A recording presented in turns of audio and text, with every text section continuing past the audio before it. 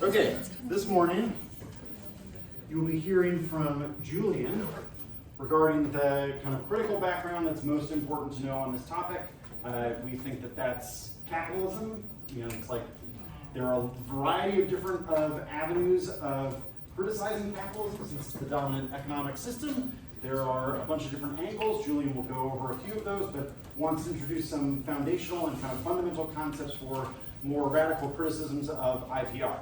And Julian is a current coach at USC, former debater at USC, NDT semifinalist, very impressive record over 4 years of college debate, has a lot to say about this, has had a lot of success on this style of arguments, and hope that you all are paying rapt attention to what he has to say. One of the best math leaders. Perhaps even the best. We don't. Who would know? You never know. You never know. You never know. Okay.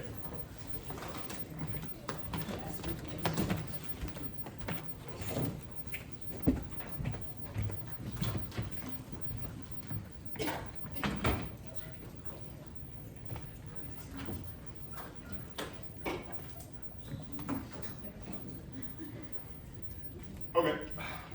You have to bear with me because it's like kind of a weird setup. I have this on my computer. I have my lecture notes on here.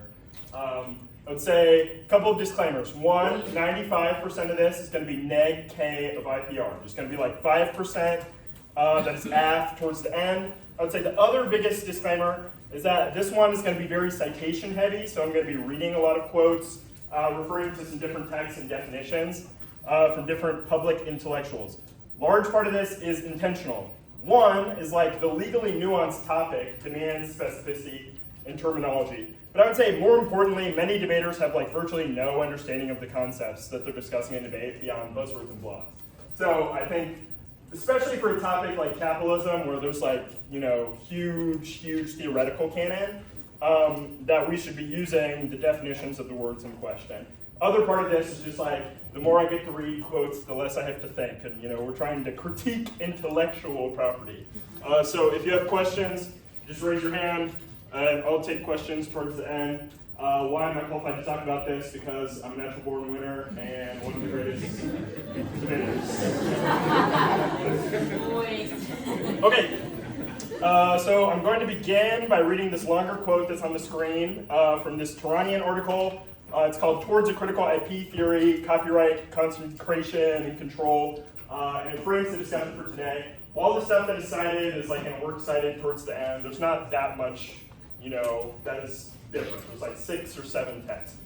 But this quote, intellectual property jurisprudence increasingly informs the way in which social order is maintained in the 21st century. By regulating cultural production and controlling the dissemination of knowledge, copyright law mediates the exercise of important social, political, and economic rights, thereby playing a critical role in the construction of our information society. In theory, ostensibly neutral ground rules guide the vesting, enforcement, and adjudication of rights pertaining to creative works in a way that best advances the constitutionally mandated purpose of the copyright regime, progress in the arts. But in reality, copyright law's procedural and substantive doctrines do more than just advance progress in the arts and serve as powerful tools for the regulation, control, and manipulation of meaning. So what we get from this definition is a few key concepts that you need to keep in mind over the course of this discussion. Main one is intellectual property law is presented in ostensibly neutral terms.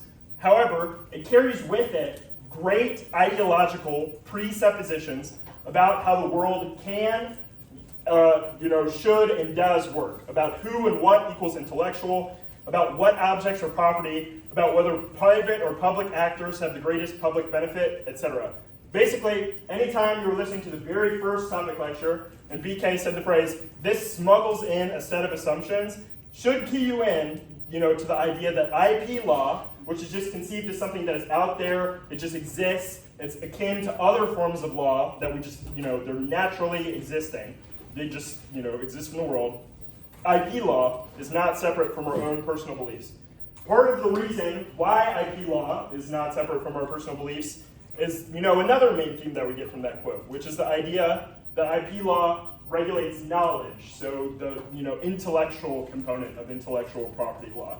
It actually serves as a mediation site between the state, the private sector, and public culture. I was thinking last night, I was like, what is an example of this phenomenon? I would say the number one example that is relevant to my life is actually YouTube. YouTubers like number one complaint that you hear about in like every video. It's also the reason why we have these super long ad reads. It's like, my video is going to get demonetized because of DMCA, like the Digital Millennium Copyright Act. So this demonstrates this idea of social, political, and economic rights. You have the state, so the law, DMCA. You have the private sector, the individual cannot make a living because, the video is barred by intellectual property of a corporation. And public culture. Obviously, it's a YouTube video in question. The media barred by DMCA is clips like movies, songs, etc. So, this is an apt demonstration of how IP law is an area in which the law, the public, and the economy all converge. So obviously, the critique in debate, which questions the neutrality of the economy, questions the neutrality of the law, and questions the neutrality of public thought, is going to destroy on this topic. So I would say that's framing for the critique of IP. I would say there's not really like a basic format to what I'm going to discuss because form equals bad. If you had to separate it out, it's probably one, like what's IP plus basics of critical IP. Two, cap K of IP. Also not just the cap K, it's like conceptual language that is also borrowed by other theoretical canons, which leads me to three, which would be other Ks, and then briefly, four half answers at the end. First part, what's IP? You've had 4 topic lectures about this, so I'm going to try not to, beat a dead horse about it. But I'm going to define it again, honestly for myself, but also to expand the more formal legal definition with a discursive element.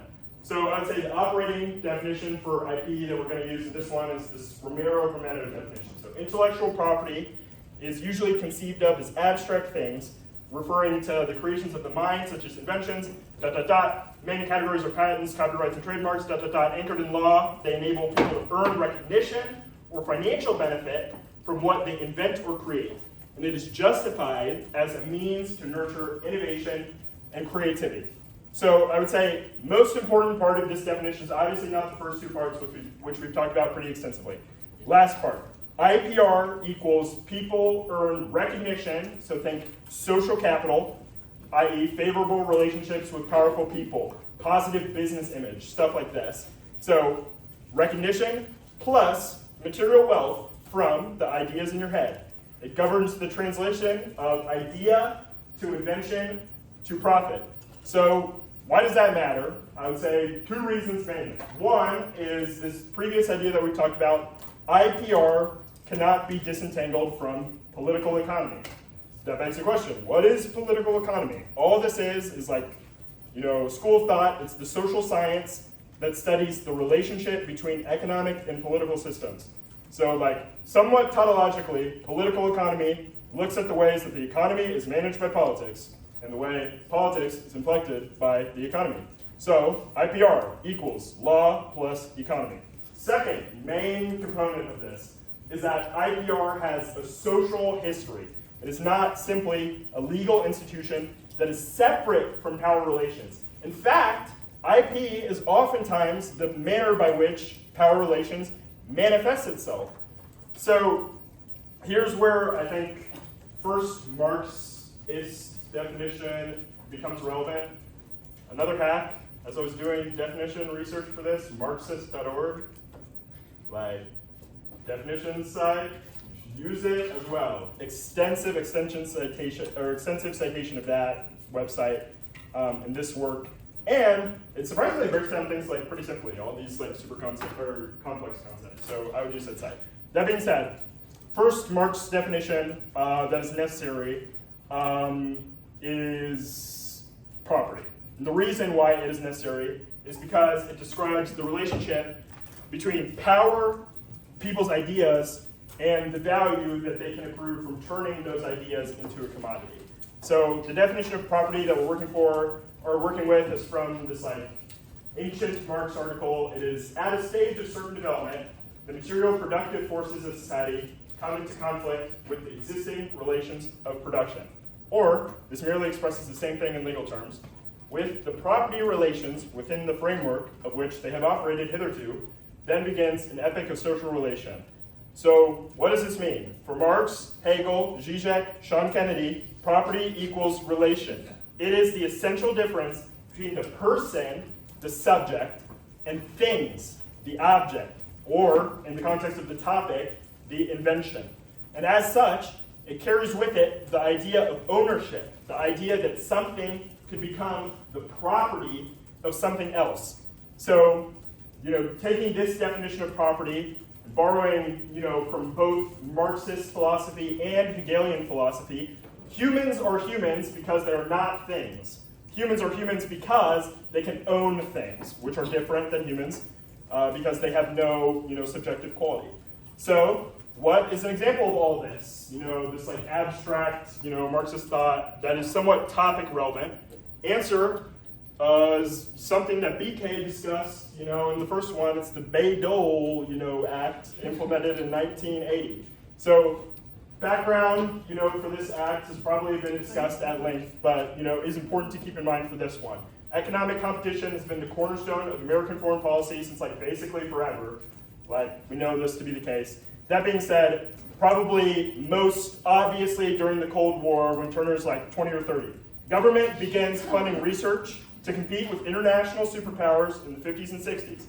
Later on, begins facing stiffer economic competition from Asia. At the same time as we're facing international economic competition from Asia, facing an economic downturn in the 70s. So, why is this happening? Conservatives argue lack of incentive to innovate. This is we've discussed this at length. Government-funded research ends up in the public domain. The government owns the patent. So, private actors who come up with inventions cannot make money doing so. And as a result, we risk falling behind internationally. This is the argument that justifies the implementation of the Bayh-Dole Act in 1980. The solution that is proposed by the Bayh-Dole Act is that private entities can own patents for inventions developed with federal funds. So lots of stuff going on here that reflects the ideas that we have just discussed. One, IPR cannot be separated from power relations and individual beliefs. This policy is enacted not by everyday people, not by you or me, it's enacted by government officials with a justification as well. The justification being we need to remain internationally competitive. The company value judgment of this is that the United States should remain economically powerful relative to other countries in the globe. That is desirable, and the United States is justified in doing this.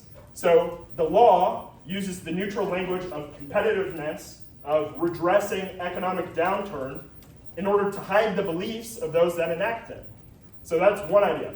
Two, IPR cannot be disentangled from political economy. Said this before, but it's very, very important theme.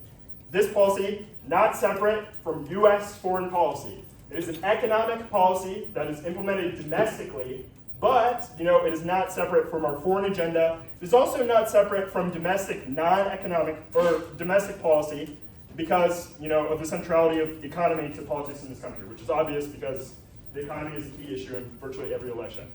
Last one is the idea that the property relation is good. I would say this is the main aspect of Bayh-Dole that needs to be analyzed in this lecture.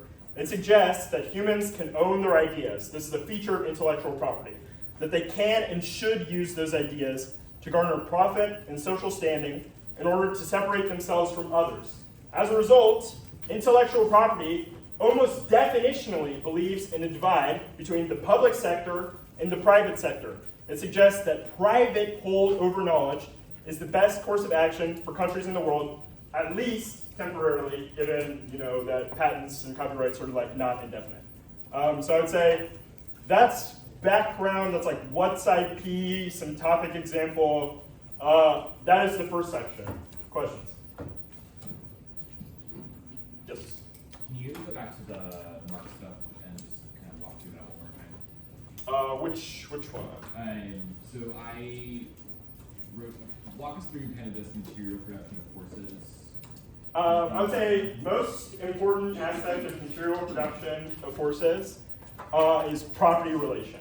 So divide between humans, which are humans because they have subjective capacity. They have the capacity to think, to act, to work on nature, which is seen as something out there separate from humans. It's a thing that humans can manipulate in order to accumulate more, to build more things, accumulate profit, accumulate recognition amongst other people. So yeah, I would say that's the most important aspect of material productive forces. Not so much like concept of materialism, more so separation between human, which is an actant force, and nature, or subject or object, which is a passive force that does not act. Other questions? Let's see. Cap K of IP is next. I'd say, okay, something to keep in mind for like Cap K of IP. Obviously, Cap K, best argument on this topic. Topic says strengthen intellectual property rights. Obviously, K of property, going nuclear. That being said, the Cap K has useful theoretical language and framing for other critiques. So the Cap K is, the K that honestly composes the theoretical basis for many of the critiques made in debate. A lot of the Ks in debate are using like language of neoliberalism, language of individualism, stuff like this, all of which I'll get into. But I would say this quote is just like excellent for explaining why IPR equals capitalism, I suppose. So I'm just going to read it, even though it's a giant paragraph, because it encapsulates basically every idea that I'll discuss. So I am interested in the power that stems from the ownership and control of particular innovations and technologies established through the institutions of intellectual property.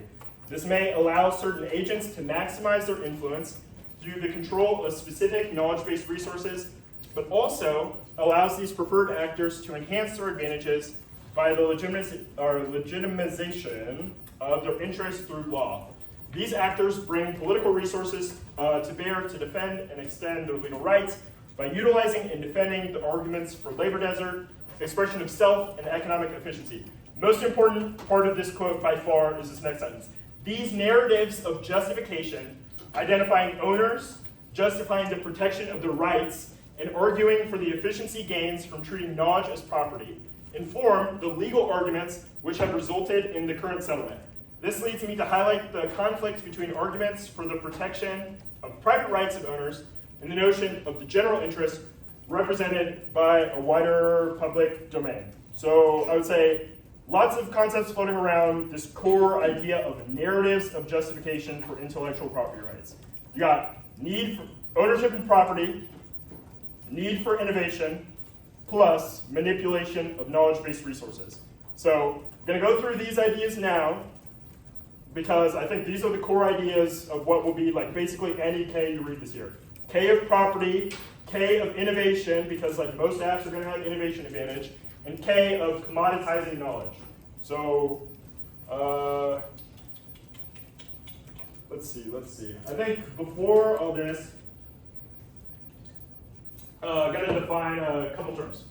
That's capitalism and neoliberalism, because I've been tapping IP with that definition of capitalism. Capitalism definition, very simple, provided by IMF, is simply economic formation that basically holds that everything I just said. It holds that we are all private actors that do and should act in our self-interest according to a profit motive. Constitutive features of it include an emphasis on private property, which I'll discuss at length, limited role of government, etc. And it's an essentially Euro-American economic apparatus. That's capitalism. Neoliberalism is not horribly separate from capitalism. I'd say the best way to describe it is a recent turn within capitalism. This David Harvey quote is like pretty useful for describing it. Unfortunately, I didn't put it in the lecture because I'm terrible, but it is neoliberalism, or at the core of neoliberalism, sits the doctrine that human well-being can best be advanced by liberating individual entrepreneurial freedoms and skills within an institutional framework characterized by strong private property rights, free markets, and free trade. So essentially, neoliberalism is the ideological apparatus of capitalism. It is, the emphasis of individual responsibility within the free market. The idea that you are responsible for your own economic well-being. which is why the common phrase that is, attached to this is like pull yourself up by the bootstraps. Yeah. Yeah. At the core of neoliberalism sits the doctrine that human well-being can best be advanced by liberating individual entrepreneurial freedoms and skills within an institutional framework characterized by strong private property rights, free markets, and free trade. TLDR, individual responsibility in the free market. You are responsible for yourself as an economic actor. Well, I have a question. Yeah. Where's this quote from? This one? Yeah. This Christopher May article that I will show you the site for. Say best two articles in this are the May article and then this Matthew article. This is the Matthew article. The Matthew article is like far better. It was like astonishing. But this May one is pretty good as well. Questions? Other questions? Awesome. Okay, so read this May quote. I would say most important thing. Well, actually, I would say let me read this other quote. I would say need to define a couple of other key things. So got neoliberalism, got capitalism out of the way. Returning to this idea that the key concepts that we need to know about are K of property, K of innovation, and K of commoditizing knowledge. Going to begin with critique of property. So again, I'm going to read this giant quote, but it is because it defines property in a way that is operative for the topic, actually. Property represents a political relationship among people, a set of rights and claims, foremost among which is ownership, control of access, disposal, and benefits. The extension of ownership to knowledge and products in the mind has now come to occupy hegemonic status. Like talks about copyrights, patents, and trademarks. Going on, the historical and political, or the key elements of intellectual property arose within and represent the historical and political conditions of post-Enlightenment Western European capitalism. Ownership as exclusion and value assignment as market-mediated are not representative of the wide variety of relationships between persons and ideas, which have characterized non-Western and pre-modern societies. So we've heavily riffed on this, first line of this quote, which is like basically property is fundamentally a relationship of power, right? Because to own signifies a hierarchical relationship. If you own something, you have dominance over that thing, which is why, people are subjects, objects are objects. But this begs the question, this property thing begs the question of the venue by which property is mediated. And that is this line about, market mediation. It is a specific manifestation of Western capitalism. So, what is a market? Is another thing that is extremely relevant, to learn. This Jevons definition is probably the best one. I would say the only thing that is really relevant is this last line. The central point of a market is the public exchange, mart or auction rooms, where the traders agree to meet and transact business. So simply put, all a market is the formalization of a relationship of exchange. Simpler put than that, it is a domain in which a price is set for a thing, and then something of roughly equivalent value is exchanged for that good. To suggest that intellectual property is market mediated is to suggest that it protects ideas as private property that can then be exchanged for one's financial or social benefit. And I place heavy emphasis on one's financial or social benefit because, a core premise of market mediation of intellectual property, is the idea of the individual. And let's see if I've included this quote about individualism. I have not. If we take this idea, of individualism, let's see.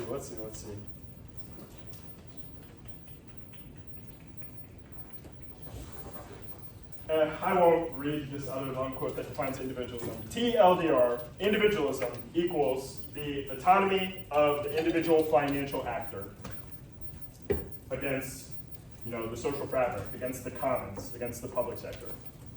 So this logic of individualism is central to the logic of intellectual property. Intellectual property is born of the core idea of individualism, that economic actors are motivated to innovate when they can claim exclusive private domain over ideas that would otherwise be part of the public record, which is why this Bayh-Dole thing is like so relevant.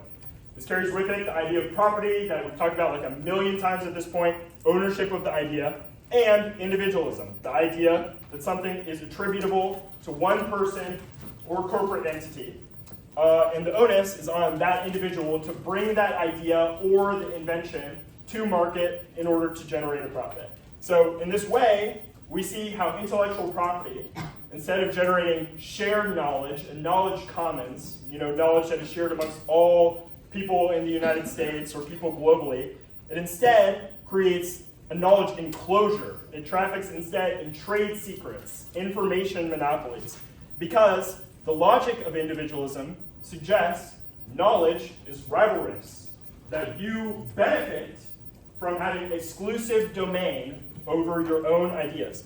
Thus, it is dangerous to share information with others because it undermines one's ability to profit. So that is K of property, K of markets, K of individualism, and definition of all those things. I would say next two things are like far easier to understand because they're in the context of the topic.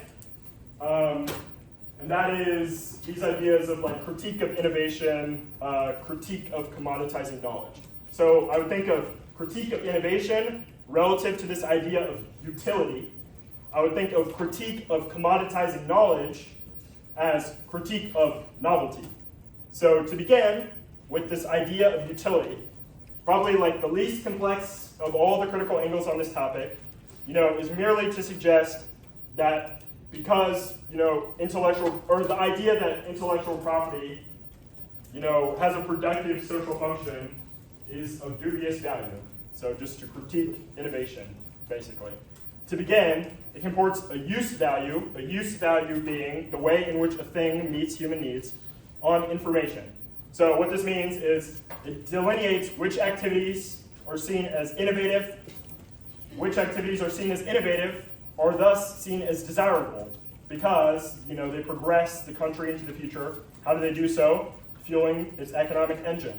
At the same time, delineating certain activities as innovative castigates certain other activities and economic formation, so think public sector, non-technical employment, as useless or harmful to innovation, even worse than useless. So we can look at this first Matthew quote, for more context. And I would say this Matthew quote is like very, very excellent critique of innovation that you could probably cut if you wanted for the season. It's IP defenders often make the claim that economic incentive is the key to creativity and innovation, and that market mechanisms drive the innovation engine. However, neither history nor psychology bear this claim out. There is little empirical evidence of the claim that expanded IP regimes result in increased innovation. On the contrary, in the information domain in particular, patents tend to benefit rent seekers while harming innovation and access to knowledge. So this idea of utility, is important for you to know about and to be able to critique because, suggesting that we are all economic actors that are motivated by profit is something that you can disagree with very easily. And the idea that profit incentive is the driver of human progress is also a very critiquable idea. Why? Because it universalizes this Euro-American vision of politics. Keep in mind, capitalism, Western economic formation, as universally desirable and, more importantly, universally true. It suggests it is the case that we are all private actors that are motivated by profit motive, and that this has been true throughout human history and will continue to be true throughout human history, which is just a blatant lie. Certain industries are also deemed as the vehicle of innovation, which I talked about previously. Largely technical industries. Yes? It's going to be a bit of a dumb question, but how would you define knowledge? Because I know from the first lecture, to file a patent, right? All the information about it has to be made public. So so is knowledge different than the ability to know something? I guess I don't understand. I don't follow your question. Like, I guess what I'm hearing is that like IP restricts the ability to use knowledge rather than to have it. Is that like? It establishes profitability for knowledge. Okay. So it doesn't necessarily, refuse knowledge altogether. So obviously you do have to, share information. The question is who gets to profit, who establishes control over that knowledge. Okay, so it's a control over knowledge. Then closure of knowledge. Okay.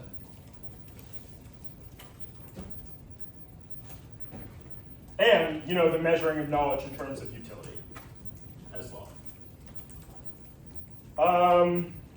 A simple example of this idea is, the idea that copyrights for songs last way longer than patents for medicine. The idea being it is greater social good for these medicine patents to expire, whereas copyright for music is seen as something that's less important to the social fabric. Thus, copyrights for songs last longer than patents for medicine. That's K of utility. Last thing is this idea of novelty. Personally, strongest K on the topic in my mind is like K of knowledge economy, or like K of commoditizing knowledge. Going to be probably unpopular because of the theoretical basis for these arguments, which is usually like super esoteric science and technology studies type stuff that is like difficult to convey in a debate. That being said, I think critique of novelty is one of the strongest and truest arguments that you can make. Simply, no one has an original idea. Like, this is just like, the idea of novelty suggests that it is true that these private actors have come up with an idea that is, unforeseen, pulled from the blue idea, right? The idea that no one has an original, that's one half of this argument, right? To suggest no one has an original idea, is wrong, or is, I don't know, whatever I said. I'm just gonna move on. Okay.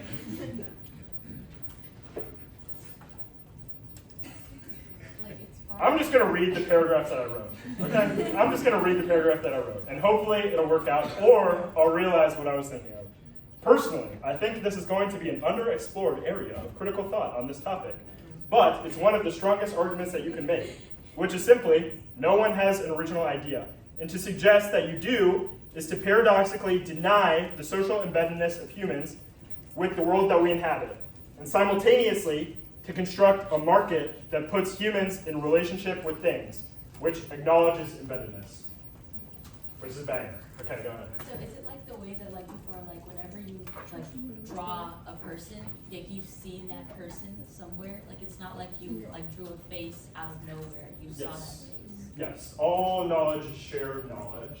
There aren't, original ideas. To suggest that there are original ideas is simultaneously to acknowledge that knowledge is socially embedded. So it is to acknowledge that humans garner knowledge from other people, but also to deny that that is a valuable relationship.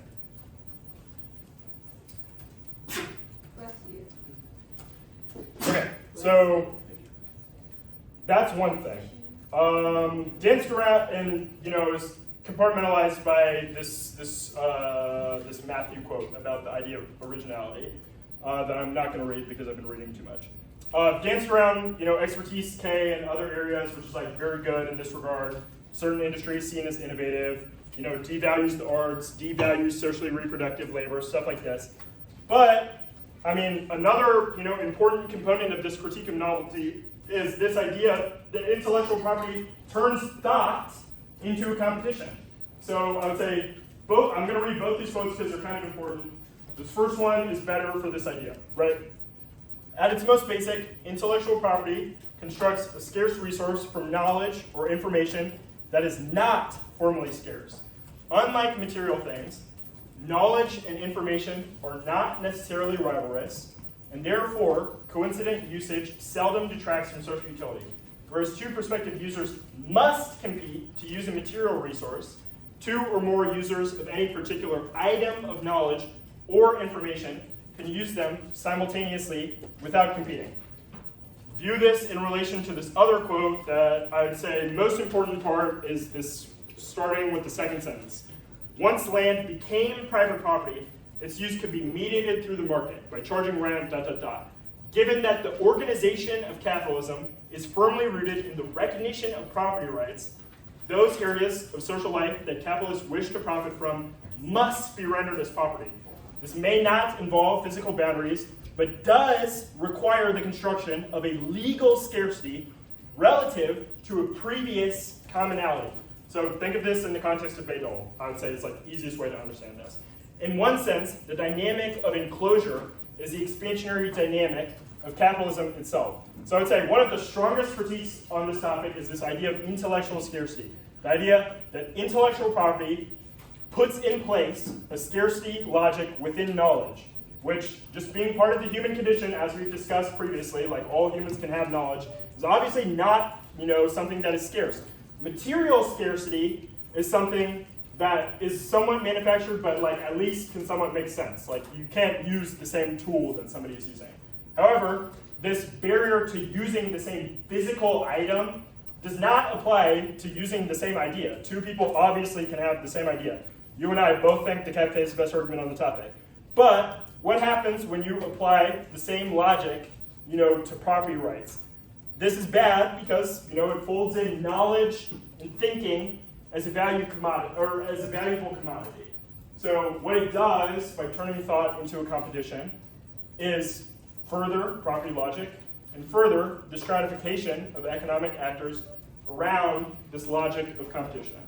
So say there are a couple quotes that I probably won't read, but like the important idea that this gets to is essentially linked terms of the case. That neoliberalism is not the best venue for innovation to take place. And a couple other important ideas as well. One, just this idea that I've been repeating for probably like the last 10 minutes, but it's very important. Intellectual property equals competition equals desirable, okay? In practice though, it subverts competition. Intellectual property is not something that results, in competition taking place. Why is this? Because, as this aforementioned rent-seeking, trade secrets thing indicates, intellectual property places huge amounts of influence and economic control in an extremely limited set of political actors. So, although it is ostensibly pro-competition, being pro-monopoly at the same time is antithetical to competition. Second main idea from this. Competition logic equals inseparable from idea of novelty. Why? Because you must demonstrate the singularity of your own thought in order for a product to be novel, and your departure from the status quo of thinking as well. And that must be a new idea, in order to demonstrate the validity of your patent. And that is almost always best for producers, not always best for consumers. This is exemplified by this last, quote. For instance, many problems for buyers in the secondhand car market could be ameliorated if all car dealers were required to reveal all they know about the cars that they were selling. This would likely reduce the price that they could obtain for much of their stock, but would enhance the general satisfaction and even safety of secondhand car buyers. So I would say, yeah, that's the most important thing to know in regards to this critique of commoditizing knowledge. That it essentially returns to linked terms competition, which is one of the stronger arguments on this topic. I would say that's pretty much what I have to say about Cap K of IPR. Somewhat esoteric. I know using a lot of K terms. So questions? Yes. You said intellectual scarcity. Is that an actual term of art? Intellectual scarcity, not a term of art. Critique of scarcity logic. So command of scarcity or scarcity logic is a term that is used in a lot of literature, yes. Can you go over how you got to Lincoln's case argument again? Essentially, intellectual property purports to be pro-competition. It purports to suggest that innovation is produced by a dynamic rivalry between various sets of competing actors who are all essentially trying to develop the same thing. However, you separate yourself from other actors by demonstrating that you can do that thing better or newer than other things, right? In practice, that is pro-competition. It suggests that we should have a powerful and competitive private sector. In reality, what that it results in is the vesting of, economic and political strength in larger, stronger corporations that have exclusive domain over knowledge. So even though it purports to be pro-competition, it results in monopolies, which are anti-competition. They block entrance to the market out. Because you don't have an incentive to enter the market if there's already a company that is hugely profitable in the sector, that you are trying to enter. So it sort of flips the logic of, innovation good on its head. And you compare this with the alt that's like socialist innovation equals better. Like whether or not that's like a legitimate argument is a debate to be had, but you can. Other questions? Yeah. Can you explain the Critique of what? novelty? So couple ideas. One, this link turns case competition idea, I would say is like one thing. Two, entanglement idea. Essentially, the idea that knowledge is just something something that is singular to the individual is not true. It denies the social embeddedness of humans. So it denies the relationship between humans and nature, denies the relationship between humans and each other, it denies the relationship between humans and the law. And it does so by suggesting that, you're singular and you're subject to it. That you have an idea that other people have not, come up with before. Yeah.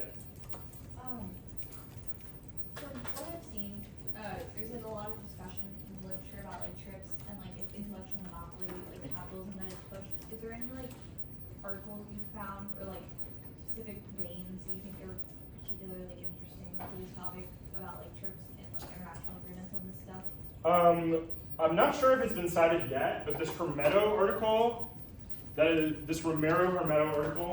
extensive trip section, I want to say this Matthew or May article also has some stuff about trips. In the original run of this, I was going to discuss trips relative to Bayh-Dole, but then I decided I did not know enough to talk to you all about that, so I held it in. But there's a lot of stuff about trips in the context of exactly what you said, intellectual monopoly capitalism.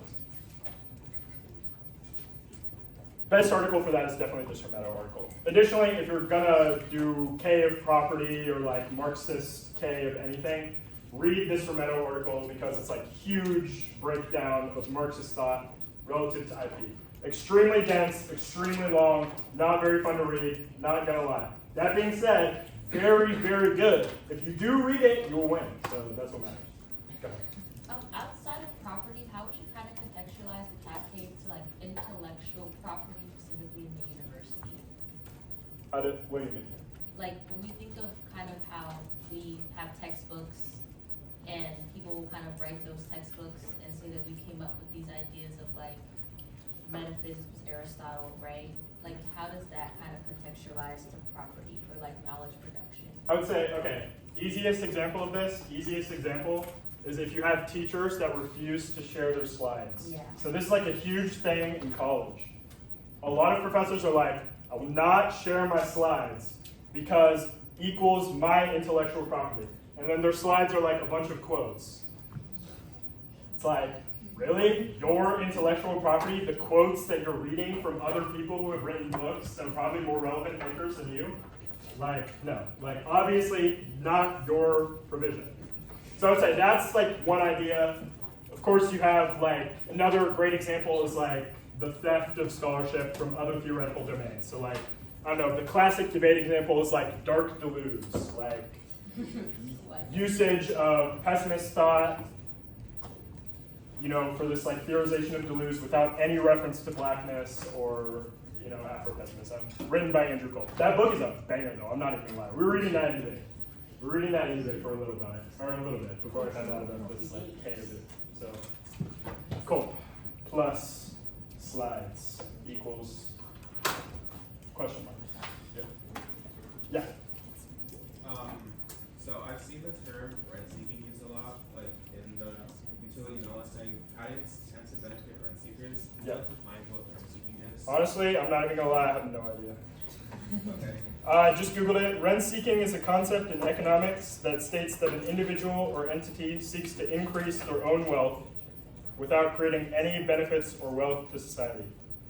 It aims to obtain financial gains and benefits through the distribution of economic resources.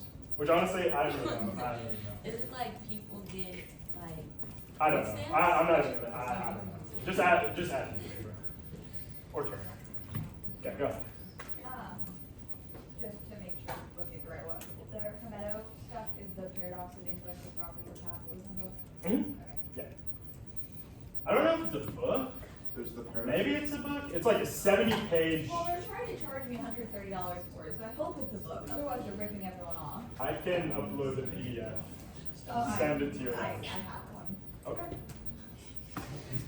You bypassed the intellectual property of the university.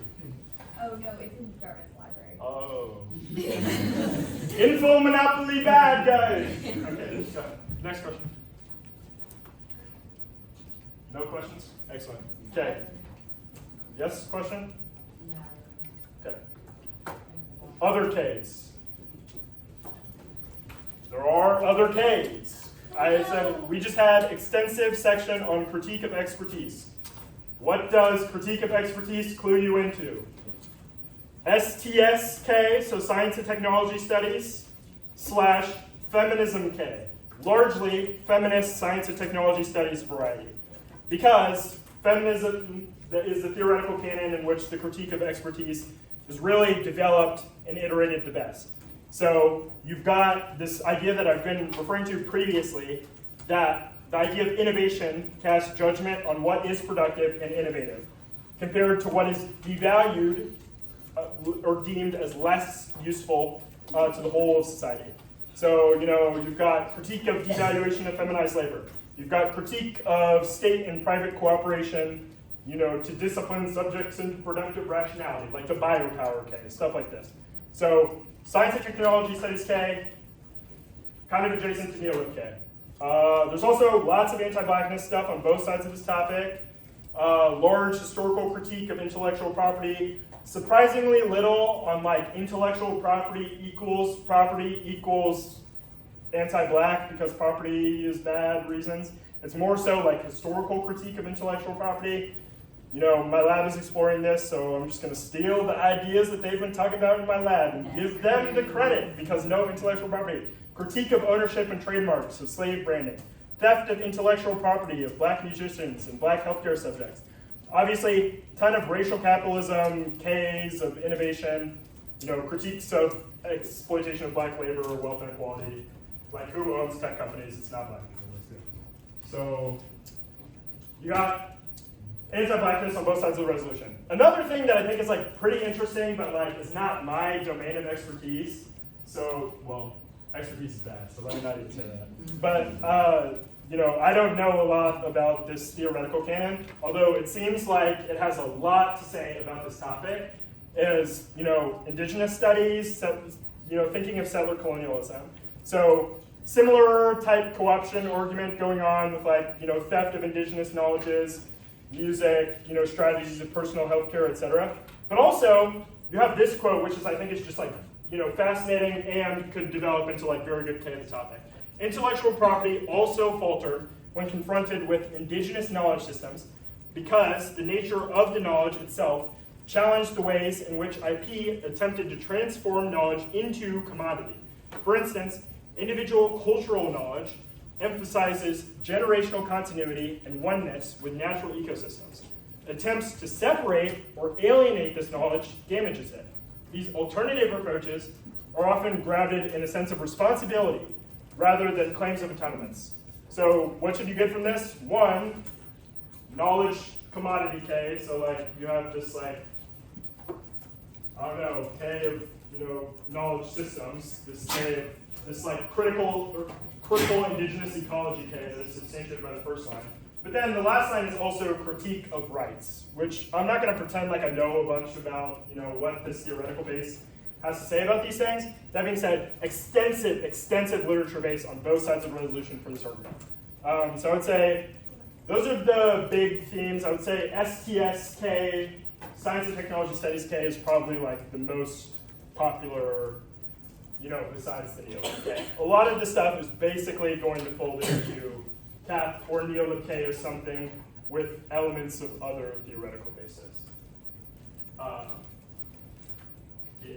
Yeah. So that's other Ks. Questions about other Ks? Yeah. I know like Voten kind of critiques of this idea. Well, Voten kind of critiques the idea of like knowledge productiveness and food for innovation. How do you think? What is like the strategic way that Voten can be read on this topic?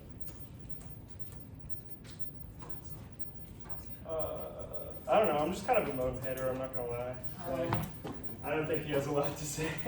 That being said, like critique of logistics is like the thing that would most likely be read on this topic.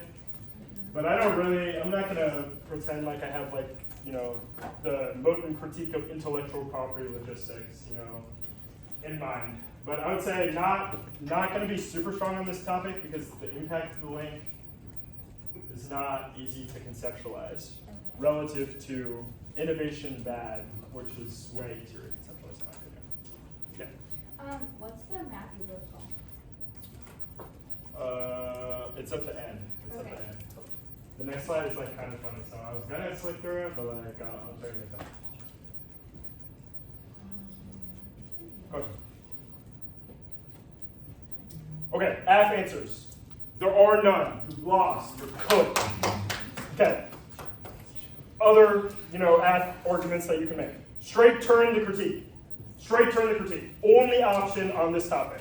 The strength of the critique on this topic is it K's the plan. It directly disagrees with the advantages. What does this mean? Your plan and your advantages straight turn the critique. So to the extent that there are K links, your thing is the exact opposite. So you can either impact turn the critique with your advantage, or they're trying this like link turn, neoliberalism, equals bad competition thing, which obviously your link and internal link disagree with.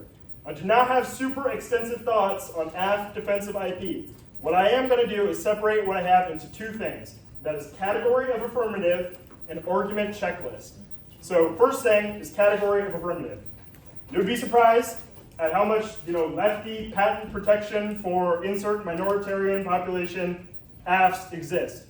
Reason is because a lot of minoritarian populations have been disenfranchised from the patent system. Lots in the indigenous context, lots in the black context, lots about wealth inequality. If you want to say strengthen property rights because equals inevitable, so might as well redress the wrongs of property rights, this is an option for you. I think that is weaker because alt, right? Like, I think the problem with most soft left Fs on this topic is that whatever the critique, of your AF is, will probably just delete the thing that you said is bad in the one I see. So it becomes yes, no link. So you're in trouble there. That being said, stock AF on this topic can also debate the K. It's like they're saying K of innovation. So like obviously you could respond with actually innovation is good. Leads me to argument checklist. I would say this is like main things that you need if you're saying policy AF versus K. Defense of mainstream economics. So like yes, profit motive exists. Yes, profit motive is binding. Yes, efficiency is good. Yes, capitalism is key to efficiency. Stuff like this, like traditional set of alt-fails arguments are like way more devastating in this context because the K, disagrees with them. Other things to include are like pro-diet of innovation, like duh. Neg K of innovation is like most popular argument. So you need reps defense of innovation. Additionally, regulated capitalism term, better on this topic, that regulates intellectual property. This is not like a revolutionary list of things, but biggest key to all of this, so I would say most important thing to keep in mind when you're F versus the critique on this topic is defense of intellectual property rights. So both for the rationale of critique of framework, you need like AT debating about IP law is bad, but also, you know, for internal link and solvency differential, you can suggest IPR is more key to this good thing and likely to result in it than the alt is key to ending the bad thing and actualizing into something that is beneficial for the world. So if you have a stronger defense of IPR, then they have defense of their alt being good for innovation, or you know, their alt being good for another thing, then you are in a good spot. But I would say the most important thing to keep in mind is just like the neg K straight turns the case, right? So you have to leverage the case against the K. Neg framework arguments on this topic are going to be almost impossible to win. Like exclude the case, like that doesn't make any sense. Like your link is impact turning the case. So like obviously Ash should get the case, right? I'd say framework going to be much less relevant. If you're app, impact turning the K. Here's the list of work set, and I'm done.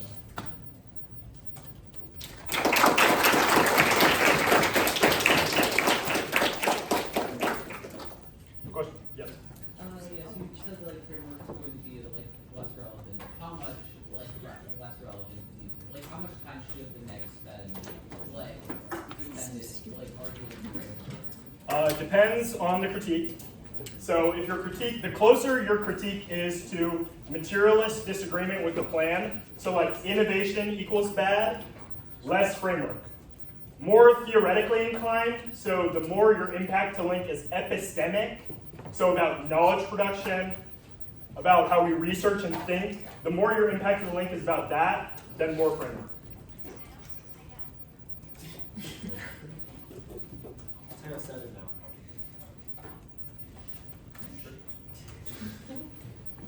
Other questions? Yes. Based on like your survey literature, do you think a more like policy-oriented, like sui generis alt is most preferable, or do you think that just like a rejection and like competing like political? Instead of word imaginary, just because that's been burned into our brains. You're welcome. I would say it depends on the, well, actually, repeat your question. I lost my train of thought. Do you think that like a sui generis, like policy-oriented Oh, alternative, yeah. or a more rejection of like their epistemological commitments and imaginary like political studies is like a more preferable / more strategic / found in the literature? I would say two things. One, I'm probably like the worst person to ask about this because I have extremely strong opinions about how critique should go down in debate. So personally, no materialist alt, framework, K of knowledge economy, K of policy relevance, rejection alt that does an immaterial thing. I think that is like devastating. The AF will always, say their plan does a good thing, and you have beat them to the punch because it's framework K. That being said, if innovation bad, so like if you're impact turning or link turning, then you want more of this like counterplan-y style alt. That being said, the counterplan-y style alt cannot evacuate the epistemic component. So it can't evacuate the part that's like must be anti-capitalist thinkers. Reason because permanent play. They can just, the alt will fiat away whatever you said is bad. So you need some theoretical component. Yeah. How do you reconcile that when you're like articulating the alt in like process and like teaching? What do you mean?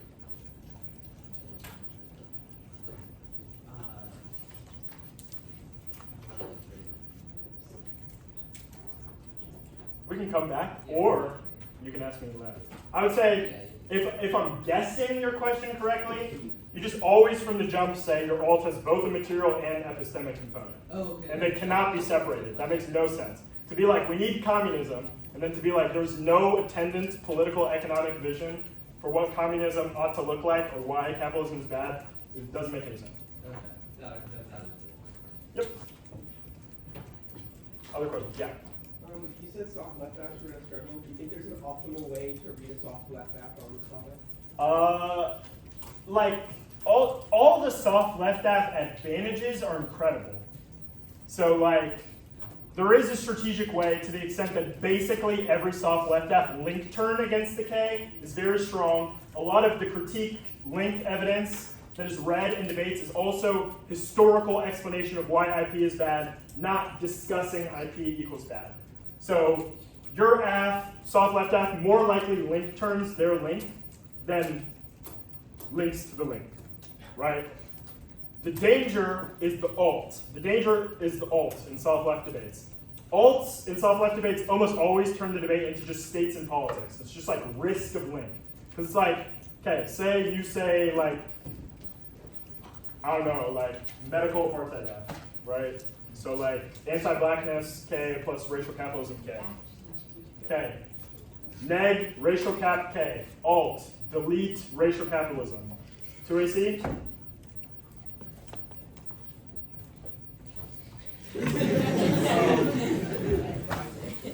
I don't know, it's tough. That being said, like, it's viable, it's way more viable in high school, I think, just because, like, the level of detail required to get alt solves the case to 100 and perm to 0 is, like, very few and far between. But yeah, alt is the big concern. So you need alt fails, developed DA to alt. Yeah. For speech generics, if we look at K of IP law specifically, and kind of go into like these forms of laws are good for like black people, indigenous people, et cetera, do a law that looks like this instead, would that be like a competitive question mark? I don't follow. You're saying like, what if the alt is do new IP law? Then you link to your K of IP law. So I would say just do a rejection law. Okay. Question? Other question? Yeah. What do you think like the threshold for alt solvency is like, or I guess like, do you think that the 2MR on like one of these cases has to be like alt solved? Because you said something earlier about like the framework not being as much of a viable option, I guess, in these debates because it's more related to the actual like noted implications. Two things. One, highly contingent on the debate. So like kind of difficult to be like, this is the threshold for alt solvency. I would say two things. One, framework. So like AF framework argument is like almost always like, you know, this like fairness clash objection, but also importantly, and negs like never really answer this, they always have like some theory argument about the alternative, right? So it's like alts must be responsible for uniqueness. So you need to develop some sort of critique of feasibility or like critique of the premise of their alt fails argument as part of framework. Like, you know, it's a self-fulfilling prophecy to suggest there is no alternative to capitalism. That is how capitalism propels itself into the future, stuff like this. So I would say framework K is one thing to keep in mind for alt. Other thing, this is why reject alt is best alt in debate, because it doesn't have to solve impact to the link. The impact to the link is epistemic. It is AF's research equals bad. So the alt, which is research corrective to the plan's bad action, is solvent. So when they're like, oh, you don't get rid of racial capitalism, it's like, well, that literally doesn't matter, because the impact to the link is AF equals bad education, which the alt obviously solves. So that's why I think reject alt is stronger. And that takes care of this alt solvency thing. That being said, K of their alt fails argument, rather than yes, alt works. Because if alt work, we wouldn't have capitalism. Okay? We'd be having AC in the shows. That's communist innovation. Further questions? Thank you.